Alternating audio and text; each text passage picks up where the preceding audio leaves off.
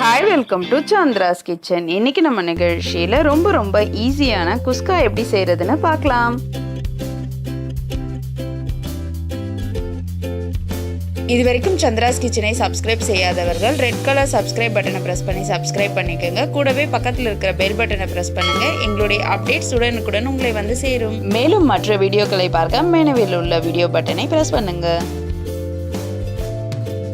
இந்த குஸ்கா செய்கிறதுக்கு 15 நிமிஷம் போதுங்க. இது வந்து காலையில் அவசரமாக நம்ம சமைக்கிறதுக்கு ரொம்ப ஈஸியாக இருக்கும். இது குழந்தைங்களுக்கு லஞ்ச் பாக்ஸில் கொடுத்து அனுப்புறதுக்கும் பெரியவங்களுக்கும் இது ரொம்ப ஹெல்ப்ஃபுல்லாக இருக்கும். பேச்சுலர்ஸ்க்கு ரொம்ப ஈஸியாக ஒரு நல்ல டேஸ்டியான ஃபுட் சாப்பிட்றதுக்கு இந்த குஸ்கா ரொம்பவே ஹெல்ப்ஃபுல்லாக இருக்கும். இந்த குஸ்காவுக்கு நம்ம பெரிய எந்த ஒரு காய்கறிகளும் கட் பண்ண தேவையில்லை. ரொம்ப ஈஸியாக நம்ம சீக்கிரமாக செஞ்சிடலாம். இந்த குஸ்கா செய்கிறதுக்கு தேவையான பொருட்கள் என்னென்னு பார்க்கலாம். கொத்தமல்லி, புதினா, வெங்காயம், பச்சை மிளகா, சின்ன வெங்காய விழுது, இஞ்சி பூண்டு விழுது, பிரிஞ்சி இலை, பட்டை, ஏலக்காய், சோம்பு, மஞ்சள் தூள், உப்பு, பிரியாணி ரைஸ் நான் 2 அழகாக எடுத்து வச்சுருக்கேன். 4 தக்காளி பழத்தை வந்து இந்த மாதிரி மிக்சியில் போட்டு அடித்து எடுத்து வச்சுருக்கேன்.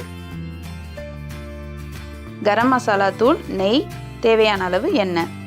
இந்த குஸ்காவுக்கு பார்த்திங்கன்னா வெஜிடேரியன் சாப்பிட்றவங்க தயிர் பச்சடி வச்சு கூட சாப்பிடலாம், இல்லை குருமா, இது எல்லாமே இந்த குஸ்காவுக்கு ரொம்ப நல்லாயிருக்கும். நான்வெஜ் சாப்பிட்றவங்க வந்து பார்த்திங்கன்னா முட்டை வச்சு சாப்பிடலாம், இது ரொம்பவே நல்லாயிருக்கும். கூட சிக்கன் இந்த மாதிரி எது வேணாலும் இதுக்கு வச்சு சாப்பிடலாம், ரொம்ப டேஸ்ட்டாக இருக்கும்.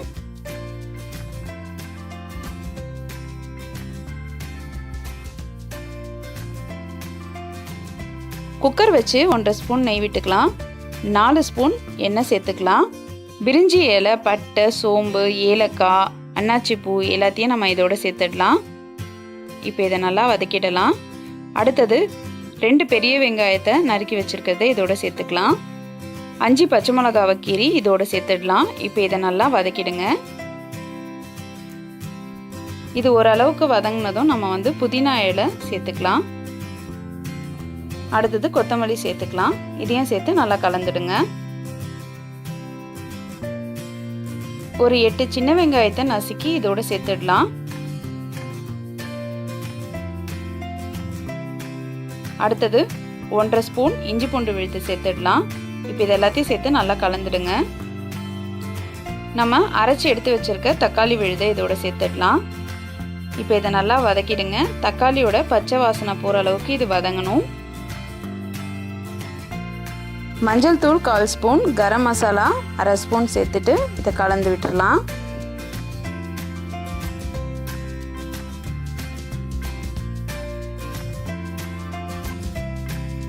தேவையான அளவு உப்பு சேர்த்து கலந்துடலாம். இப்போ நான் வந்து 2 டம்ளர் அரிசி எடுத்து வச்சுருக்கேன். அதுக்கு நான் 3 டம்ளர் தண்ணி ஊற்ற போகிறேன்.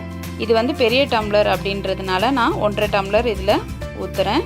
நீங்கள் எந்த டம்ளரில் அளக்குறீங்களோ அதிலேருந்து 3 டம்ளர் எடுத்துக்கோங்க. இப்போ இதை நல்லா கலந்துடுங்க.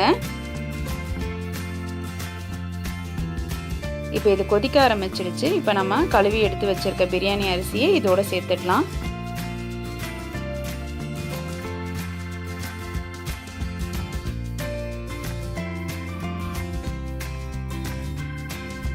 இப்போ இதை லைட்டாக கலந்து விடுங்க. இது வந்து உப்புமாக்கு தெரிக்கிற மாதிரி வரும் இல்லையா, அந்த அளவுக்கு இது வந்து கொதிக்கணும். இது கொதிக்க ஆரம்பித்ததும் நம்ம வந்து ஒரு வாட்டி கலந்து விட்டுறலாம். இதுக்கு நீங்கள் எந்த கலர் பவுடர் அந்த மாதிரி எதுவுமே போட தேவையில்லை. நல்லா உங்களுக்கு சூப்பராக கலர்ஃபுல்லாக இருக்கும்.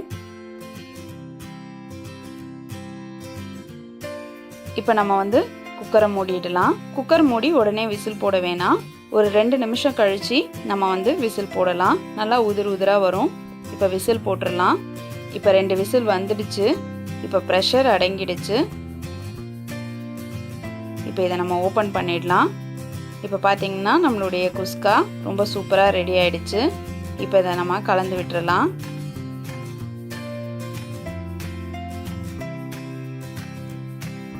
ரொம்ப ஈஸியாக பேச்சுலர்ஸ்லேருந்து புதுசாக சமைக்க கற்றுக்கிறவங்க எல்லாருமே இதை வந்து ரொம்ப ஈஸியாக செய்யலாம். புதினா கொத்தமல்லி கடைசியாக தூவிடலாம். இப்போ இதை நம்ம ஒரு சர்விங் பவுலுக்கு மாற்றிடலாம். இந்த சுவையான குஸ்காவை நீங்களும் உங்கள் வீட்டில் ட்ரை பண்ணி பாருங்கள். உங்களோட ஃபீட்பேக்கை எங்களுக்கு சொல்லுங்கள். மேலும் இது போன்ற சுவாரஸ்யமான தகவல்களை அறிந்து கொள்ள எங்கள் சந்திராஸ் கிச்சனை சப்ஸ்கிரைப் செய்யுங்கள். உங்களுடைய கமெண்ட் பாக்ஸில் போடுங்க. லைக் அண்ட் ஷேர் பண்ணுங்கள்.